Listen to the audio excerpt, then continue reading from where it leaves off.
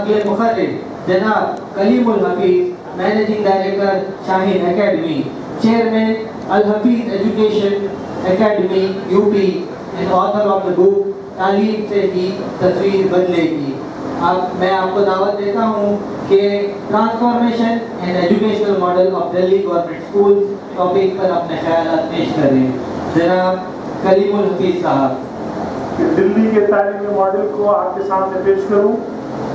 मैं कोशिश करूंगा कि बहुत कम वक्त में और फैक्ट के साथ वो पूरा तालीमी मॉडल आपके सामने पेश करूं। उसकी तारीख के हवाले से मैं एक दो बात बताना चाहता हूं।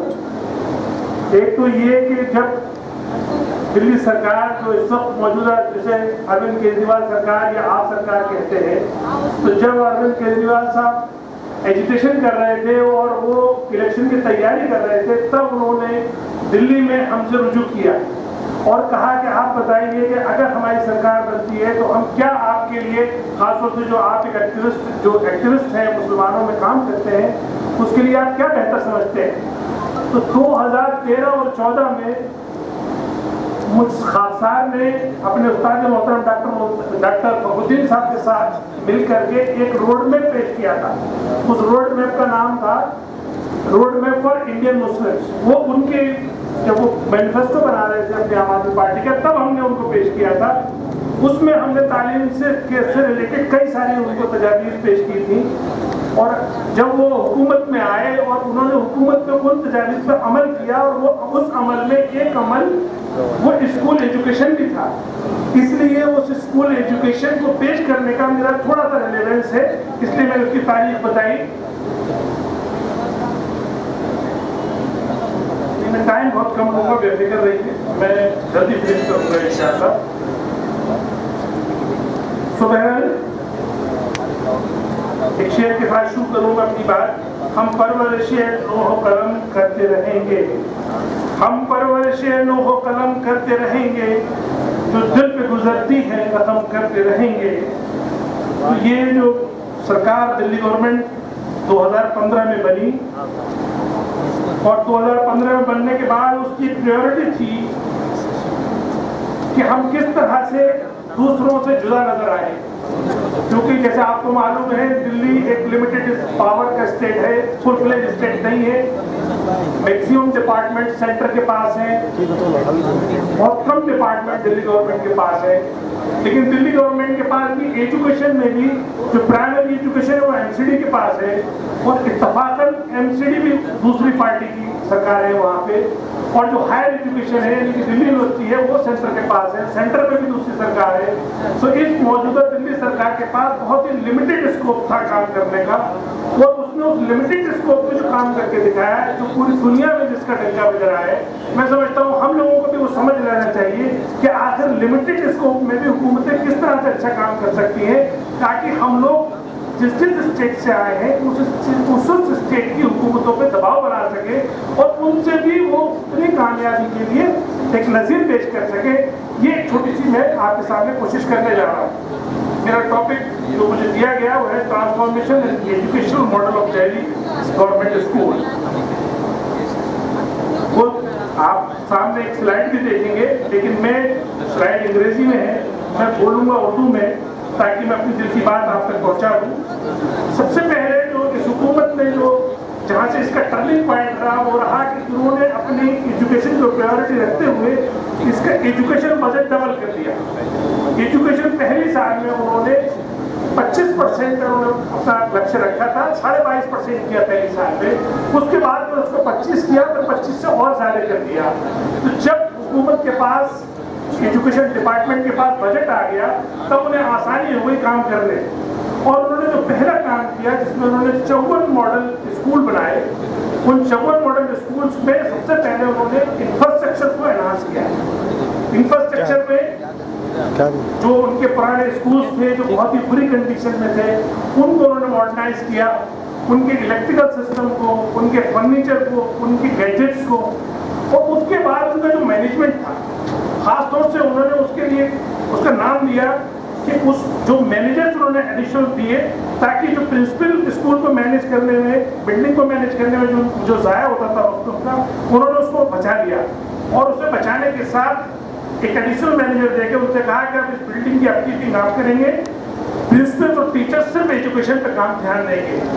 तो प्रिंसिपल्स का और टीचर्स का और मैनेजमेंट में टाइम सेव हो गया। पहला काम उन्होंने ये किया। दूसरे काम में उन्होंने मेंटेनेंस को इम्प्रूव किया। जैसे मैंने कहा, उन्होंने उसको मॉनिटर किया और एक सेंट्रलाइज सिस्टम करके, जो उनके पास तकरीबन 1100 स्कूल थे, उन्होंने कहा भी 1100 स्कूल का एक सेंट्रलाइज सिस्टम कर दिए ताकि अगर प्रॉपर मेंटेन होंगे स्कूल तो फिर हम एजुकेशन पे ध्यान दे पाएंगे। नेक्स्ट पॉइंट जो उनका बहुत मकबूल हुआ वो था capacity building of teaching staff and principles. यहाँ से वो पूरी सूरत बदली। जहाँ जो मॉडल उनका डिस्कस होता है वो यहीं से शुरू होता है। उन्होंने अच्छे कंसल्टेंट हायर किए, खासतौर से जो यूरोप और अमेरिका से पास आउट थे। एक उनकी खुद की टीम में थी, वो ऑलरेडी ऑक्सफोर्ड एजुकेटेड थी, वो उनको कंसल्टेंट बनाया। आरसी बर्लिन नाम था उनका है। उन्होंने उस पर पूरा लीड करके जो काम शुरू किया, सबसे पहले उन्होंने capacity building and teaching staff and principles, उन्होंने अपने 30 प्रिंसिपल्स का ग्रुप बनाया और उन ग्रुप को पहले तो उन्होंने IIM अहमदाबाद भेजा ट्रेनिंग के लिए। उसके बाद फिर उन्होंने ऑक्सफोर्ड भेजा, कैम्ब्रिज भेजा। इस तरह से दुनिया के मुख्तलिफ बड़े बड़े इदारों से अपने प्रिंसिपल्स ट्रेन कराए। फिर उन प्रिंसिपल्स के साथ साथ टीचर्स को भी लगा दिया कि आप जो प्रिंसिपल ट्रेन होकर आए थे वो अपने टीचर ट्रेन करें। जब उन्होंने टीचर्स ट्रेन कर दिए तो उन टीचर्स का नाम दिया गया मेंटर टीचर।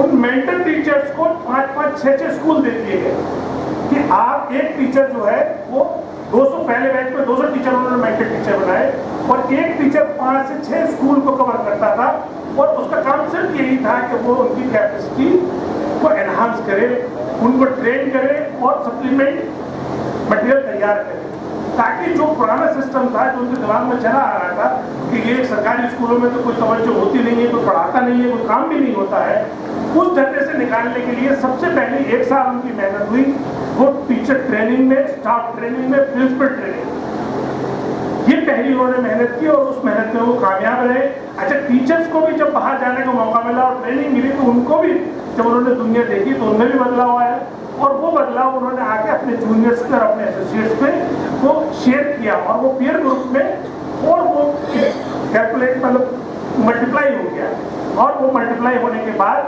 धीरे धीरे दिल्ली के स्कूलों में एक फिजा बनने लगी। माहौल जब बन जाता है तो आप समझते हैं कि बड़े से बड़ा काम भी आसान हो जाता है। उसके बाद स्कूल लीडरशिप डेवलपमेंट का प्रोग्राम बनाया।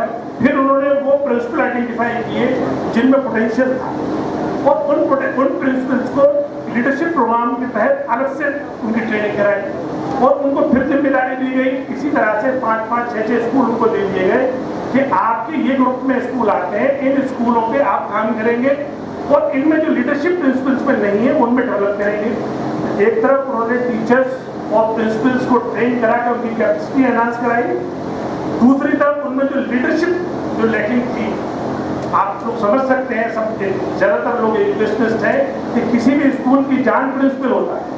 अगर आपने प्रिंसिपल पे काम कर लिया, उसके अंदर उसकी जो मैक्सिमम कैपेसिटी है उसको यूटिलाइज कर लिया और उसकी लीडरशिप को आपने उभार दिया तो समझ लीजिए कि पूरा स्कूल आपने ठीक कर लिया। तो ये काम कोई गवर्नमेंट कर रही थी, ये नई बात थी। प्राइवेट स्कूल तो हमेशा ऐसा करते हैं, तो इसलिए ये मॉडल और भी मकबूल हुआ और इसका असर भी फिर आइंदा देखने को मिलेगा। मैं अभी नेक्स्ट स्लाइड में आपको बताऊंगा। मेकिंग स्कूल एडमिनिस्ट्रेशन अकाउंटेबल, ये एक बड़ा मसला था। कोई भी जितने भी पहले जितनी भी सरकारें रहीं वो बिल्कुल एक ढर्रे पे चलती थी, पुराने ढर्रे पे। ना कोई प्रिंसिपल को अकाउंटेबल बनाता था, ना कोई एजुकेशन ऑफिसर को अकाउंटेबल बनाता था, ना कोई नीचे जाके देखता था कि आखिर ये लोग पढ़ाई कर रहे हैं या नहीं कर रहे हैं, ये बच्चे आ भी रहे हैं नहीं आ रहे। इसमें सबसे बड़ा जो की रोल अदा किया वो किया एजुकेशन मिनिस्टर जो मनीष सिसोदिया था, उन्होंने ये रोल अदा किया कि वो रातों रात किसी भी वक्त, दिन में, रात में, शाम में, कभी भी वो चले जाते थे और किसी भी स्कूल का इंस्पेक्शन करते थे। और इस तरह से जब उन्होंने एक क्लियर एक तरह से डर बैठ गया लोगों में कि कभी भी एजुकेशन मिनिस्टर आ सकता है, और ऑफिसर्स भी आने लगे और वो अकाउंटेबल हो गए। धीरे धीरे धीरे धीरे वो जो पुरानी फिजा थी वो छट गई और एक नई जो उम्मीद थी उसने जगह ले ली, और वो जो टीचर जो और जो प्रिंसिपल या स्टाफ जो नकारा काम नहीं करता था वो काम करने लगा। उसके बाद उन्होंने SMC जो राइट टू एजुकेशन एक्ट कहता है कि हर स्कूल को एक स्कूल मैनेजिंग कमेटी बनानी है, ये लिखा हुआ था कागजों में, लेकिन कोई बनाता नहीं था। प्राइवेट स्कूल्स में तो फिर भी वो लोग डर की वजह से या लोकल प्रेशर की वजह से बना लेते हैं, लेकिन सरकार में तो बनती ही नहीं। इसमें उन्होंने गैर मामूली काम ये किया कि 1023 स्कूल है डॉक्टर साहब, 1023 स्कूल के इलेक्शन कराए बाकायदा, और उसमें जो उनके लोकल वॉलंटियर्स थे उनको कहा कि आप इसमें शामिल हुई है, और SMCs को पावर दी, SMCs को ये पावर दी कि वो प्रिंसिपल को अकाउंटेबल बना सके। तो इस तरह से लोकल पब्लिक स्कूल में इन्वॉल्व हो गई, और वो लोग इन्वॉल्व हो गए जिनके बच्चे पढ़ते थे वहाँ पे। जाहिर बात है कि दिल्ली में सरकारी स्कूल में गरीब बच्चे पढ़ा करते थे, अमीरों का वहाँ माहौल था कि वो प्राइवेट स्कूल में पढ़ाएंगे, गरीब में पढ़ाना उनके लिए थोड़ा शान के नीचे होना था। ये अक्सर पहले हुआ करता था ऐसा, लेकिन इस मॉडल के बाद अब अमीर भी सरकारी स्कूलों में पढ़ाना अपनी शान समझने लगे और उनको अब खतरा नहीं रहा। तीसरा पॉइंट था उनका mega parent teacher meeting, PTM से नहीं होती थी सरकारी स्कूल, तो उन्होंने पहले मेगा मीटिंग की, बहुत सारी, इससे भी बड़ी जिसका ये प्रमाण है, इससे भी 10 गुनी बड़ी मीटिंग की, और उन्होंने पूछा कि आखिर तुम्हारे बच्चे वहाँ पढ़ते हैं, तुम इंटरेस्ट क्यों नहीं लेते, तुम्हें क्या वजह है, क्यों डर लगता है स्कूल जाने में, तुम्हें शर्म आती है, झिझक होती है। खैर चूँकि वो मैक्सिमम बच्चों के जो एडमिशन होते हैं सरकार में, सरकारी स्कूलों में, वो फर्स्ट टाइम स्कूल गोअर्स है, तो उनमें झिझक तो थी, लेकिन जब मिला के उनको एक साथ करके उनको ये जोश दिलाया गया कि नहीं स्कूल आपका है और आपके लिए, और आप जाइए स्कूल, तो वो लोग भी स्कूल आने लगे और PTM अटेंड करने लगे। आप यकीन माने कि वो जो स्कूल बिल्कुल जिनको कोई परिवारिस नहीं था, कुछ समझने वाला नहीं था, सोचने वाला नहीं था, उनके मोहल्ले वाले अब केयर करने लगे, वो बात करने लगे कि इसका दरवाजा अच्छा क्यों नहीं है, इसकी दीवार पेंट क्यों नहीं है, इस तरह की बातें होने लगी। उसके बाद उन्होंने मेला लगाए, एजुकेशन मेला लगाए, करीब 500 से 1000 के करीब पूरी दिल्ली में मेले लगे, छोटे छोटे, ताकि लोगों में अवेयरनेस आए। लोगों में अवेयरनेस आई, प्रिंसिपल और स्टाफ पे दबाव बना, क्वालिटी इंप्रूव हुई। उसके बाद आया इम्प्रूविंग लर्निंग आउटकम्स। इसमें क्या था, उन्होंने कैंपेन चलाया, every child can read campaign. हैरानी की बात यह कि जो बच्चे 9वीं और 10वीं में थे दिल्ली के सरकारी स्कूलों में, वो लिखना भी नहीं जानते, वो NCERT की बुक पढ़ना भी नहीं जानते। तो जब बच्चा लिखना या पढ़ना नहीं जानता है तो जाहिर बात है कि उसका क्या क्वालिटी एजुकेशन ले रहा होगा। तो इस प्रॉब्लम को समझने के साथ ही उन्होंने इसको एक चैलेंज लिया और एक कैंपेन चलाया, और इस कैंपेन में 2016 में ही ये तय हुआ, 5 सितंबर 2016 को उन्होंने इस कैंपेन की शुरुआत की, और 8 हफ्ते के अंदर 1 लाख चिल्ड्रन को पूरी दिल्ली में लिखना और पढ़ना सिखाया गया। जिनसे नहीं आता था उनको वॉलंटरली उनको थोड़ा सा ट्रेनिंग दी गई, 1 हफ्ते की 2 हफ्ते की, जो जिस लायक था उसने उसे ट्रेनिंग देके कम से कम उसको एक इस लायक बनाया गया कि वो अपनी किताब पढ़ सके, लिख सके। फिर उसके बाद जैसे मैंने बताया कि मेंटर टीचर्स का बहुत अहम रोल रहा। मेंटर टीचर्स अच्छी खासी बड़ी तादाद में धीरे धीरे ट्रेनिंग के साथ वो तैयार हो गए, वो जाके स्कूलों में काम करने लगे। इधर पेरेंट एक्टिव हो गए, उधर बच्चों पे नजर रखी जाने लगी, अटेंडेंस पे मॉनिटरिंग होने लगी, खुद मिनिस्टर आने वाले स्कूल को विजिट करने लगा, इंस्पेक्ट करने लगा। इन सब वजहों से माहौल में तब्दीली आ गई, और तब्दीली ऐसी आई कि फिर वो उनको अब टेक्निकल चीज़ों उन्होंने एड ऑन करनी शुरू की। अब उस टेक्निकल चीज़ में उन्होंने क्या क्या ऐड किया, सबसे पहले उन्होंने एक स्कूल ऑफ एक्सीलेंस अलग से बना दिया। जो बच्चे बहुत अच्छा कर रहे थे उनको उन्होंने कहा कि एक स्कूल ऑफ एक्सीलेंस होगा, उस स्कूल ऑफ एक्सीलेंस में एक्स्ट्रा टीचर्स रख दिए, जो बेस्ट टीचर थे उनको भेज दिया गया, जो अच्छे परफॉर्मर थे बच्चे उनको वहाँ भेज दिया गया, प्लस वहाँ की फैसिलिटीज और बढ़ा दी गई। जैसे मैंने कहा गैजेट चेंज किए, स्मार्ट क्लासेस लगा दिए, सरकारी स्कूलों में स्विमिंग पूल बना दिए, अगर मल्टी स्टोरी स्कूल थे तो वहाँ लिफ्ट लगा दी गई। तो इस तरह के चेंजेस जब विजिबल हुए चेंजेस, तो सब लोग जो स्टेक होल्डर थे सब एक्टिव इफेक्टिव हो गए और जो आना तो ज़्यादा आगे हो जाए आउटकम वो इससे आने लगा। पोटियम फिर से उन्होंने आगे हटना बोला उसको। हैप्पीनेस उसको बोलो जरा पोटियम से आगे हो जाए। उनका ये मानना था कि बच्चा जो है कि दिल्ली सेक्टर कैपिटल होने की वजह से वहाँ बहुत सारे प्रेशर काम करते हैं, लोगों में कंपटीशन बहुत है, सिलेबस बहुत ज़्यादा है, प्लस सारे तरह के हेडक्वार्टर्स वही हैं, तो सबको ये ख्वाहिश रहती है कि मैं IIT भी कर लूँ, नीट भी कर लूँ, बड़े बड़े इम्तहान पास कर लूँ, इसलिए वहाँ पे प्रेशर ज़्यादा था। उन्होंने उस प्रेशर का पोटियम से हट जाए करिकुलम को लेकर आए ताकि बच्चा खुशी आए, बच्चे में पढ़ने की और पीछे अभी डिटेल का मौका और नहीं है। पीछे बहुत सारे मॉडल उन्होंने डेवलप किए हैप्पीनेस करिकुलम के। फिर एक उन्होंने शुरू किया एंटरप्रेन्योरशिप प्रोग्राम, पोटियम को छोड़ उसमें उन्होंने ये सोचा कि देखिए जॉब तो क्रिएट हो नहीं रही इतनी, तो आखिर बच्चों को इस लायक बनाया जाए 11th-12th की 9th से शुरू हुआ वो प्रोग्राम कि ये बच्चे जॉब देने वाले बन जाए। तब उन्होंने 1000 रुपये सीड मनी हर बच्चे को दी और उससे ये कहा कि आप 1000 रुपये लेके अपना प्रोजेक्ट खुद बनाइए और उसे इन्वेस्ट करिए। 4-5 बच्चों का ग्रुप बना दिया गया और उनसे कहा गया कि जो बच्चा इसमें सक्सेस हो जाएगा और अपने जो भी चीज़ बनाएंगे आप अपने स्कूल में बेचेंगे, और अगर 1000 से आप ज़्यादा कर लेते हैं, उस रकम को बढ़ा लेते हैं, यानी इन्वेस्टमेंट करने के बाद जब उसको सेल करेंगे आप, तब वो उस पर उनके मार्क्स रख दिए गए। तो इस तरह से ये एंटरप्रेन्योरशिप प्रोग्राम उनका बड़ा कामयाब रहा। एक उन्होंने कोचिंग के लिए अलग से जो ब्राइट स्टूडेंट थे उनके लिए 40,000 का ये वो रखा 6 महीने का कोर्स कि भाई ठीक है आप लोग कोचिंग बाहर से अच्छी ले सकते हैं, पैसे दिल्ली गवर्नमेंट देगी। तो दिल्ली गवर्नमेंट ने वो पैसे दिए और जो बड़े अच्छे कोचिंग सेंटर थे उनको हायर किया और उसमें अच्छी बड़ी तादाद IIT और नीट में सिलेक्ट हुई। तो ये यहाँ ये समझने की जरूरत है कि दिल्ली जो सरकार के जो स्कूल थे उनमें सब गरीब बच्चे पढ़ते हैं। अभी भी मैक्सिमम तादाद उन्हीं की है जो फर्स्ट जनरेशन लर्नर है। तो वो फिर IIT और नीट में जाने के लिए कोचिंग भी उनके लिए आसान कर दी गई। फिर CBSE फी माफ कर दी गई। इस तरह के बहुत सारे प्रोग्राम उन्होंने चलाए और वो दिल्ली मॉडल रातों रात सक्सेस हो गया, जो पूरी दुनिया में भी डिस्कस हो रहा है और जो दूसरे सूबे की सरकार है वो भी डिस्कस करते हैं। लेकिन अब यहाँ तक तो थी बात दिल्ली सरकार, अब सवाल आता है हमारा, या अगर हम ये पेश कर क्यों रहे हैं। यहाँ पे हमने दिल्ली सरकार से रुजू किया, उनसे कहा, खासतौर से चीफ मिनिस्टर को कहा कि भाई दिल्ली में टोटल पॉपुलेशन है मुसलमानों की तकरीबन 40 लाख, 3 करोड़ के करीब टोटल मुसलमान, टोटल पॉपुलेशन है दिल्ली की इस वक्त, उसमें 40 लाख के करीब मुसलमान हैं। उन मुसलमानों में ये जितनी भी आपकी स्कीम्स हैं, ये मॉडल है, ये सब उन स्कूलों में है जो मौजूद है। ये मेरे दिमाग से बात निकल गई कि उनका पूरा का पूरा मॉडल जो था वो एग्जिस्टिंग स्कूल पर था। कुछ एग्जिस्टिंग स्कूल में उन्होंने क्लासरूम्स भी ऐड किए, उन क्लास तकरीबन 20,000 क्लासरूम ऐड किए। तो हमने कहा कि जो मुस्लिम आबादी है वो खैर मंजूर शुदा कॉलोनियों में रहती है और जब अनऑथराइज्ड कॉलोनीज में स्कूल मौजूद ही नहीं है, तो जब स्कूल मौजूद नहीं है तो जो आपकी पूरी पॉलिसी है उसका मुसलमानों को पूरा फायदा नहीं पहुंचा। तो उसके लिए आप क्या कर रहे हैं? तब उन्होंने हमसे कहा अच्छा आप सजेस्ट के लिए क्या करना चाहिए।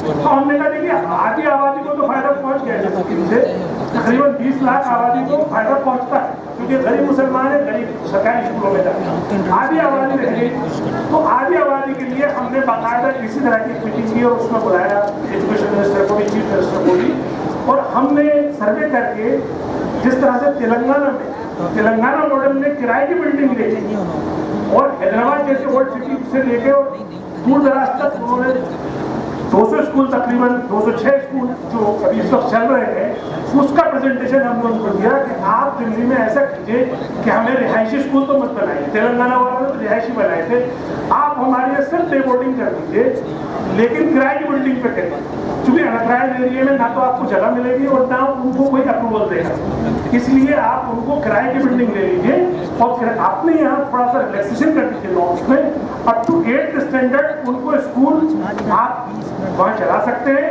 और 9 से लेकर 12 तक वक्फ की जमीन में चला दीजिए। तो वक्फ के चेयरमैन भी बैठे हुए थे वहीं पे, तो हमने टोटल 250 स्कूल का मुतालबा रखा उनके सामने, 175 अप टू 8th स्टैंडर्ड और बाकी जो थे वो सीनियर सेकेंडरी लेवल तक, उन्होंने उसको मंजूर कर लिया और उसी वक्त दिल्ली वक्फ बोर्ड के चेयरमैन को बोला कि सर ये जो इनका प्रपोजल है ये एक्सेप्टेबल है हमें और ये काम करेगा।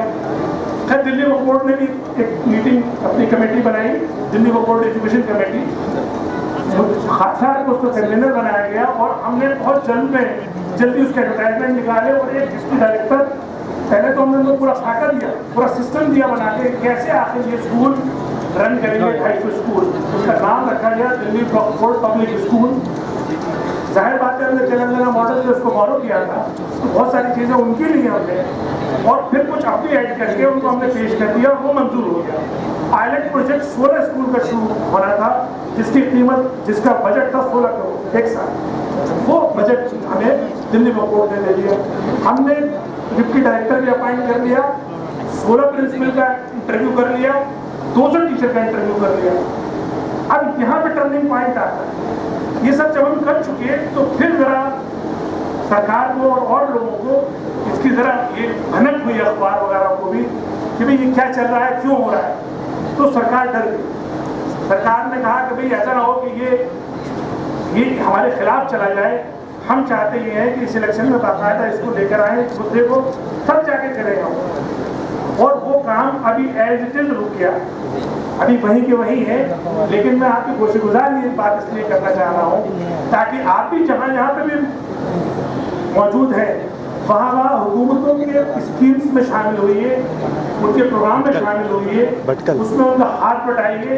दूसरा, अगर वो नहीं कर रहे हैं तो उनसे दबाव बनाइए और तरीका यही है कि हम एक उनके सामने सोल्यूशन लेके जाएं और सोल्यूशन पे फिर उनका रद्दमत का इंतजार करें। और अगर वो फिर भी ना करें, जैसे इस सरकार ने अभी नहीं किया, ये काम अभी रुका हुआ है, लेकिन यहाँ तक करने में हमें अच्छा खासा वक्त लगा, 4-5 महीने की मेहनत है हमारी जो हम यहाँ तक लेकर आए। और ये मेहनत कहीं ना कहीं कि शाहीन ग्रुप या मेस्को, डॉक्टर फखरुद्दीन साहब या आलमीन, बेंगलोर, इन सब लोगों से जो हमने सीखा है, हमने देखा है काम करते, ये उसकी बदौलत हुई।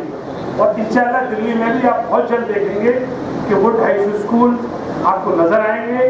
चूँकि किराए की बिल्डिंग में तो बहुत ज़्यादा सरकार का पैसा भी खर्च नहीं हो रहा है, इसलिए उनको मानने में भी कोई बहुत ज़्यादा उन्हें कोई कबाहत नहीं है। लेकिन उनका कहना यही था कि अब जो अगली सरकार आएगी उसमें हम इसको रखेंगे। तो ये था दिल्ली का मॉडल और उससे हमारा कुछ रिलेशन। आखिर में मैं अपने मेरे बड़े भाई डॉक्टर खदीर साहब और पूरी शाहीन और उनकी पूरी टीम और उनके तमाम रुफ़ा, सभी को मैं मुबारकबाद देता हूँ कि उन्होंने अपनी कामयाबी के 31 बरस पूरे कर लिए। बहुत शुक्रिया।